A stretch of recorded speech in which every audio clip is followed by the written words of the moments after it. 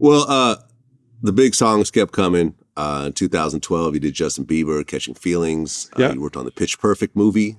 Yep. And then there was the part 2 and 3 that you guys worked on as well, right? Yep. And by the way, is the movie money better than music money? Absolutely. Absolutely. Absolutely. There you go. Okay. And by the way, the Tory Lanez song with Chris Brown, The Take, were you the producer of that because they sampled Take You Down? Yeah, or did you actually work on it? Anytime they use your song? Okay, right. Okay, yeah, but you didn't actually work on it. Okay, No. got it. Okay, I just wanted to get that right. Okay. And you just continued your career. You continued to work with big acts. So you leaving out another big movie, Straight Outta Compton. Aha, you worked on Straight Outta Compton. You didn't know that?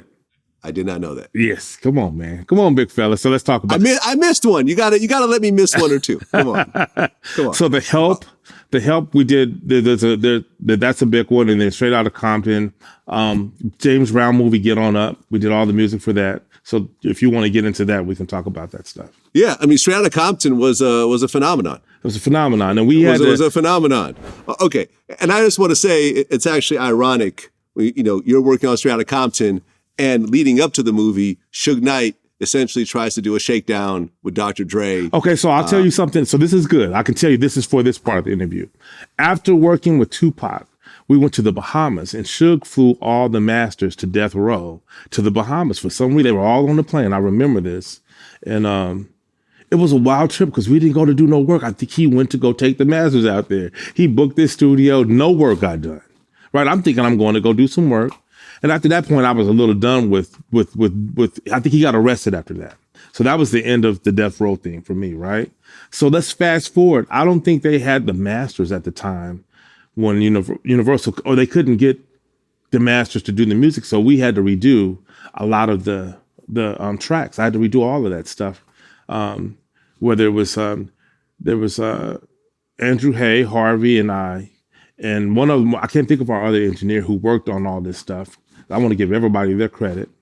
But we all worked on this stuff. I went in there every morning recording Ice Cube's son. Ice Cube's son sounds just like him. It was crazy to re-record him on songs that Ice Cube had done, and we had to redo the tracks. It was crazy. So we would get up 8 in the morning, me and WC, from Cube's camp, just to make sure the vocals were right. What's the guy who played Easy? I can't think of his name. He had probably it was the most trouble getting him, but Ice Cube's son absolutely nailed it. The kid that played Dre, he nailed it. But that's Jason Mitchell. Jason Mitchell, yeah. But it's tough to get Easy.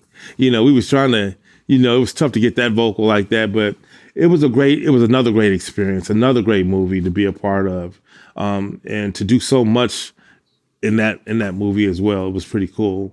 And then there's the Pitch Perfect 1, Pitch Perfect 2. Harvey went on to do Pitch Perfect 3, which that was right around the time we split. So, but I'm a part of Pitch Perfect 1 and Pitch Perfect 2, which is great, big successful movies.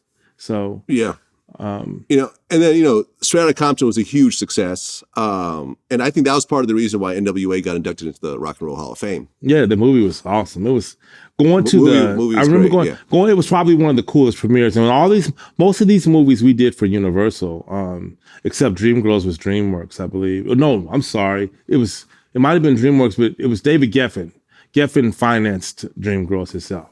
Because I remember saying, because it was around American Idol time. Jennifer Hudson hadn't won American Idol, and I didn't know that Jennifer Hudson could sing like that.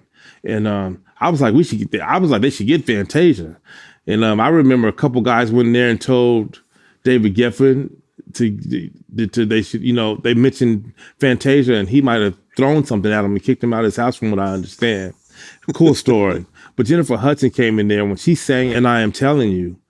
Like it almost brought tears to your eyes, because that's her kind of movie. That's her kind of thing, that big sounding voice thing.